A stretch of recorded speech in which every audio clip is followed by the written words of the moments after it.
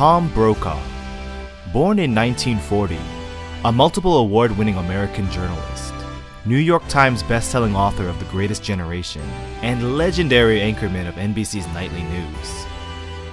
He rose to national prominence in the 1980s and covered such major events in recent history as the Tiananmen Square massacre, the Space Shuttle Challenger disaster, and the fall of the Berlin Wall, where he was live on location as it commenced. He is the man who has made a big impression on the landscape of American broadcast journalism, and will surely go down in history as one of the nation's most respected television personalities. But what if I told you Tom Brokaw was also a hardcore gamer?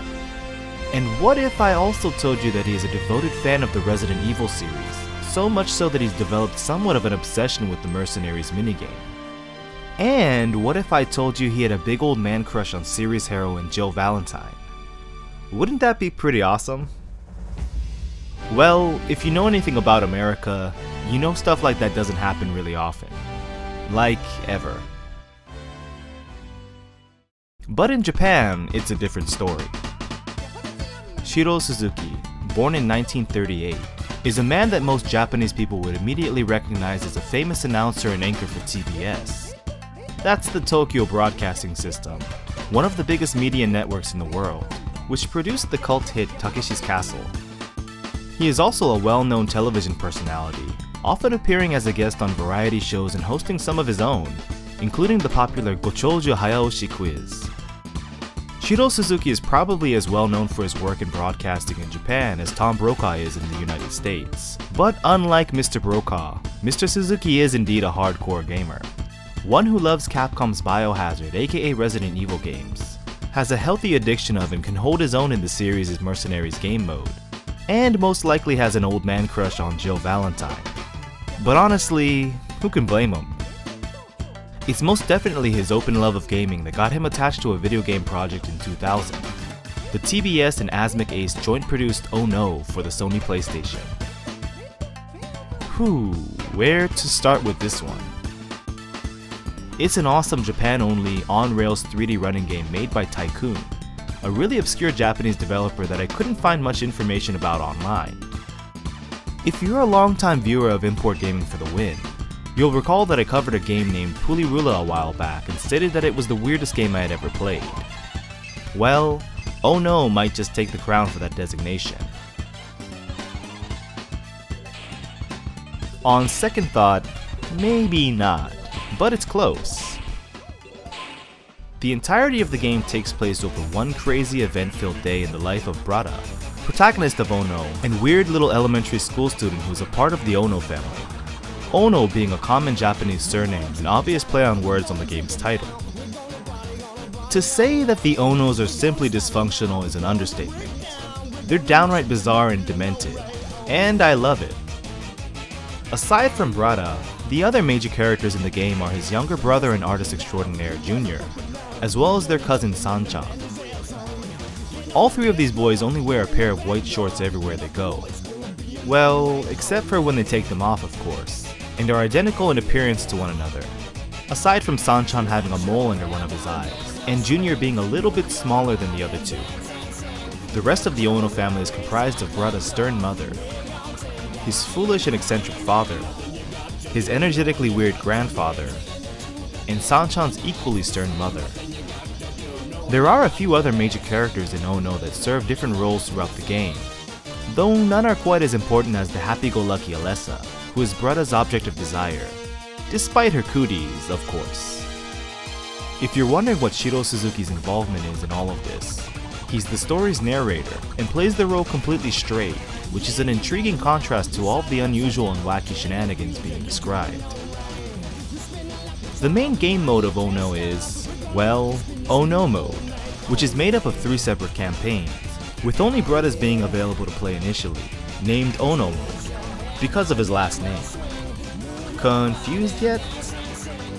Anyway, there are 10 stages in Brada's campaign, and the goal of each one is to reach the end of a set linear path. The game's levels consist of a variety of interesting and memorable locales with some fun set pieces. To only mention a few, you'll traverse town streets, run through elementary schools, get chased down a highway by a fiery dump truck, stroll the beach to perv out to bikini-clad babes, enjoy some rides at a carnival, and spy on young lovers reaching third base in a moonlit park. How romantic. But just because there are parks in Oh No, it doesn't mean that completing it will be a walk in the park. See? I can do my own bad puns too. Oh no. Idiot.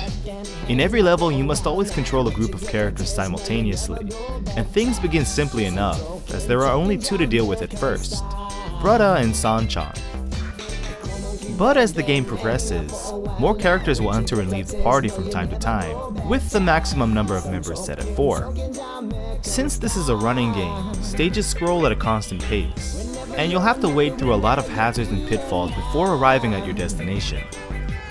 Using the default control setup, the D-pad moves the party left and right, the X or circle button makes everyone jump, and triangle cycles between two different formations. That's all. If any one of the members of your group gets caught on something and is left behind somewhere off screen, it's game over. This includes falling into holes and being knocked away by some large object, like a car. You can often get anyone who is trailing behind to catch up to safety with some smooth moves, but even so, you must be careful not to bump into too many people or roadblocks, as doing so will also reduce the party's HP, represented by a meter at the top left corner. Hamburgers are scattered all over each area that recover health, plus 1 HP for a normal burger, plus 2 for a deluxe. But there are also fish sandwiches everywhere that will reduce HP by 2 if picked up. Even if you maneuver through all of the obstacles perfectly and never take a single hit, picking up burger items is necessary as the HP meter is continually draining, and you know what happens when it hits 0. As you can see, while Oh No has a simple control scheme and setup, there are a lot of things to juggle in order to succeed, and mastering the jump and changing formations at the right moments, as well as memorizing stage layouts, are an absolute must. Things can get difficult, and you'll probably be screaming "Oh no" quite a bit on your first playthrough. But thankfully there are a few checkpoints you can activate in every stage that take away some of the frustration. The only penalties you receive when starting from a checkpoint are that HP starts at half and the score is reset to 0. After nearly every running section, rather than a boss fight,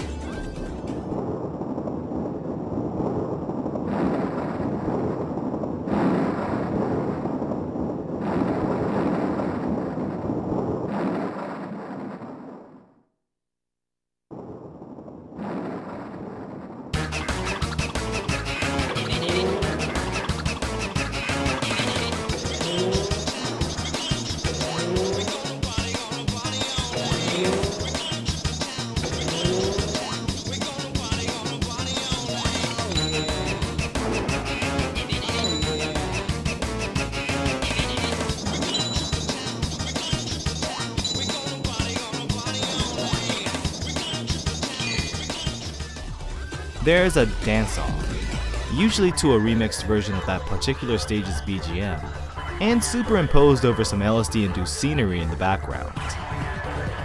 You'll need to play either one of two types, both of which involve pressing the face buttons and D-pads as if it was a standard rhythm game.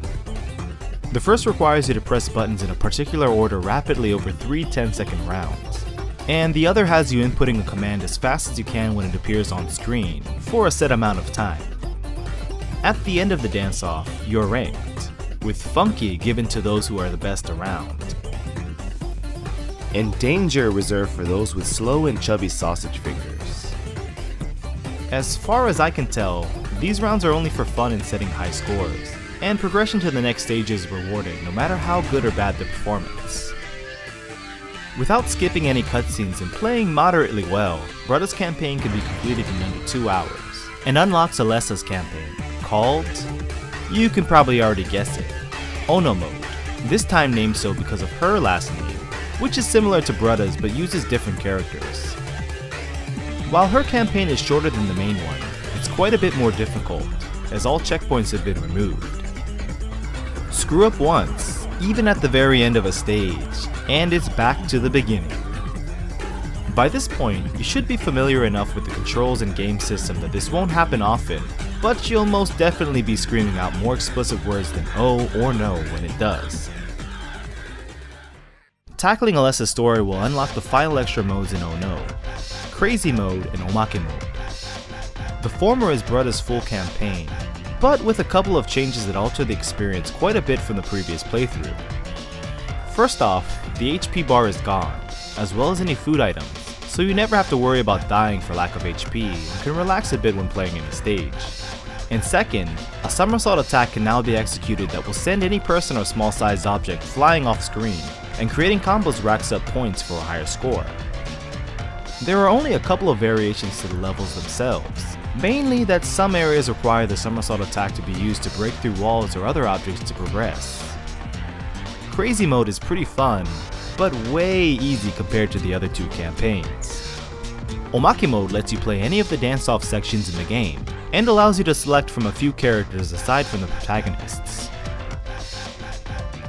You can check any of the scores from any mode in the menu, as well as replay any level you've completed via a stage select option. Finally, there is a multiplayer component to Oh No that's not quite as fleshed out as it could be, but is a nice bonus nonetheless. First off is Love Love Mode, a cooperative game where two players' chemistry and compatibility is tested. You must run through a level avoiding all of the dangers scattered along the path, at the same time pressing R1 or L1 to hold hands with your partner. It can be pretty chaotic at times, and provides a nice challenge and plenty of laughs.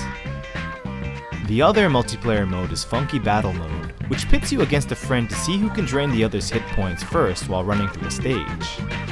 The somersault attack is available to use here, as well as a punch and kick using the shoulder buttons. Both of these multiplayer modes have two selectable stages, and an interesting gameplay variation from single player is that you can also move forward and backward in addition to left and right. If you're a friendless loser, which you know you are, and don't have anyone to play these game modes with, Oh No has you covered, as you can play either of them with a CPU. Another thing I want to bring up about Oh No is its awesome soundtrack, which is a good mix of genres like rock, reggae, punk, hip-hop, and even samba.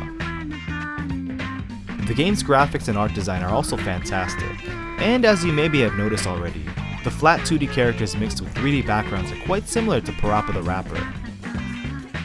The box art and manual design is really well done and interesting, and a special poster featuring hundreds of goofy-faced Bruddas is included as a bonus.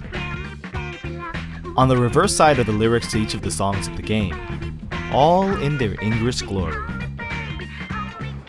Despite its creativity, solid gameplay, and weird charm, Oh No has pretty much been forgotten, as there's barely any information or talk about the game online, even searching in Japanese.